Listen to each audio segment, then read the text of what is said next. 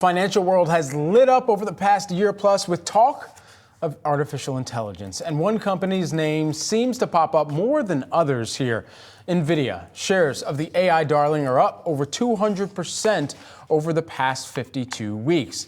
Now, you might have heard coworkers or friends talking about their confidence in the stock, whether that be at the water cooler or at the barbecue, and thought to yourself, wait, I don't even really know what NVIDIA does. Well, have no fear, because our very own Dan Howley is here with me in studio to tell you everything that you need to know about NVIDIA, but we're too afraid, or some might be too afraid to ask Dan. So let's start broadly. Just tell us what NVIDIA is, how long it's been around, and what exactly they do. Yeah, this is dedicated to my dad, who probably thinks that NVIDIA is some kind of, I don't know, laxative or something like that. I don't know. Anyway, so NVIDIA was founded in 1993 with the basic goal of running graphics processors, right? So the processors that would power PC video games. They eventually started working with the likes of Microsoft and Sony. They credit themselves with creating the first graphics processing unit. And so they really were basically meant for gaming. And I think the idea that they are in AI now has to do with two major milestones. There was one in 2006 when they released their CUDA software.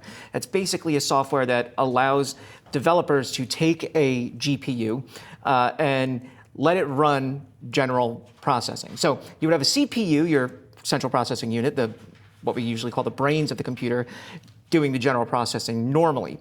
A GPU, though, allows for what's called parallel processing. So rather than in a CPU, you have a certain number of lanes that are doing tasks.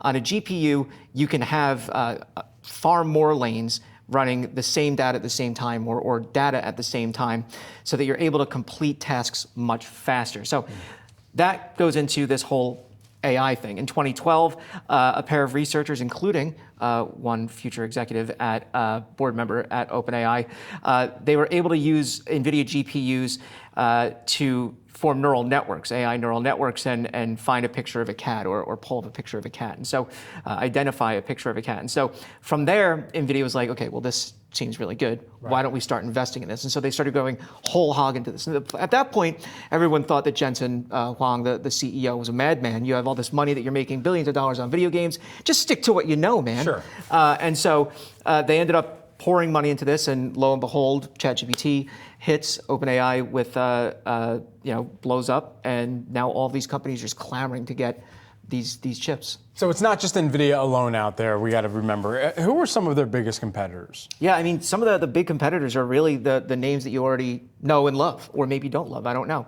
Intel and AMD. AMD is probably its biggest competitor, and it has been for years. They used to have they have a graphics card arm as well as a CPU arm. So they're basically fighting NVIDIA and Intel at the exact same time in different spaces. But the idea is that they have a new chip called the MI series, the MI300 series, and so they say that can compete with NVIDIA's chips. Intel has its Gaudi series, its Gaudi 3 chip, says it can compete with NVIDIA's chips, but they don't account for NVIDIA's new Blackwell chip. So Intel and AMD, they were focused on NVIDIA's Hopper series of chips, the H100, the H200. There's a lot of numbers and letters, but basically what it means is NVIDIA had a chip, everybody was gunning for it. Right. They got close or next to it, but then NVIDIA said, hold my beer, I'm going to go ahead and come out with an even better one. So these companies are trying. It's also their customers. Their customers are building chips now. Right. So Google, Microsoft wants to build it. They're not there. Amazon. So they're all trying to get into this to try to beat NVIDIA in some way. Just lastly, we had mentioned the stock price over the past 52 weeks.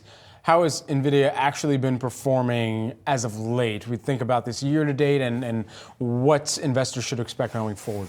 Year to date, they're up 70%. Over the last 12 months, they're over 200%. They make everything else look like it's just standing still. Even Meta, which jumped massively after they announced that dividend and that share buyback plan, they went gangbusters. I think they went up 20% on the day when that was announced, but makes them look absolutely ridiculous. NVIDIA just absolutely dominating. And just to just quickly to put a point on how good they're doing as far as revenue goes. In their last quarter, they had $22.1 billion in revenue. That was up from $6.1 billion in the same quarter the prior year. And their full year revenue last year was $27 billion. So in last quarter, they nearly hit all of the revenue for the prior year. And we're expecting them to obviously have another bang out quarter. I think the problem comes when you start lapping this, right? This explosive growth doesn't last. People are going to say, well, where's my 300% growth or whatever? And you know, it's law of large numbers, people. So yeah. Yeah, creates tough comps for sure here, and we're going to be watching closely when the company does report their next earnings slate here. We know that that is set to come May 22nd as well here. Dan, thanks so much. Appreciate it.